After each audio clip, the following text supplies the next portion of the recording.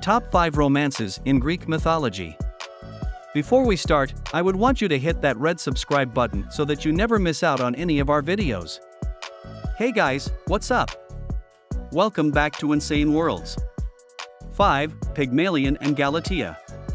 One might gather from these tales that the Greek gods are purely evil and cruel. However, on rare but notable occasions, the gods can be found blessing the mortals that worship them and manifesting their dreams into reality. Such was the case with Pygmalion and his statue.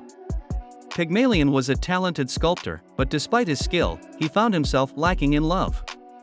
As none of the women around him aroused his interest, he set out to sculpt a woman whose form he found truly irresistible. Upon its completion, he became completely enamored with his ivory maiden. Pygmalion would spend his days fixated on the statue and even caress his creation affectionately. Alas, it was ivory and stone, nothing more. One day, during a festival celebrating the goddess Aphrodite, Pygmalion prayed to the goddess for his statue maiden to come to life.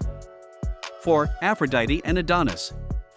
Adonis was a youth blessed with near incomparable beauty that earned him the attention of even the goddess of beauty herself. Aphrodite was enamored by the youth and sought to make him her lover.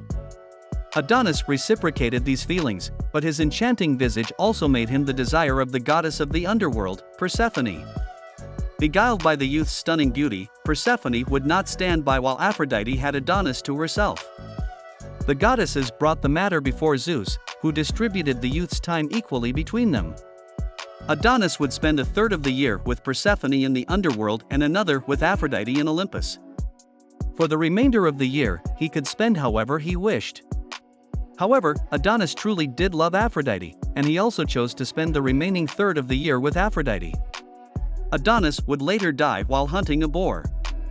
3. Iphis and Ianthe. Iphis was born a girl, but her father, desiring a male heir, had ordered that the child be executed should it be born female. Her mother, Telethusa, prayed to the goddess Isis for guidance, and the goddess advised Telethusa to raise the girl as a boy in order to spare her life. Iphis was raised as a boy and lived in peace until she found a lover in the form of a girl named Ianthe. The two loved each other deeply, but Ianthe was unaware of Iphis's true nature, and soon the time came for the two to be wed.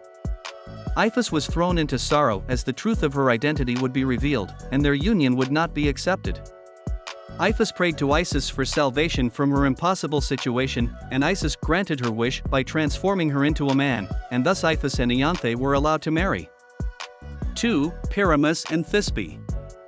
Stories of forbidden love are often the most tragic love stories but also find themselves among some of the most romantic. Thisbe was a beautiful maiden who had found her beloved in the form of a man named Pyramus. The two were madly in love with each other, but alas, their families would not sanction their marriage. Thus the two were forced to meet in secret, often sharing late-night conversations from an opening in the wall that joined their adjacent houses. One day the pair agreed to rendezvous outside a nearby tomb. Thisbe reached the location first, and upon her arrival, she witnessed a lioness devouring an ox nearby and fled in fear for her life. Pyramus arrived later and found a fragment of her garment covered in the blood of the ox. Convinced his lover had perished, Pyramus was overcome with sorrow and ended his life under a mulberry tree.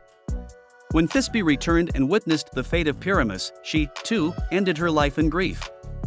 1. Orpheus and Eurydice. Orpheus was one of the most talented bards in all of Greek mythology. So incredible was his skill it even had the power to compel death itself.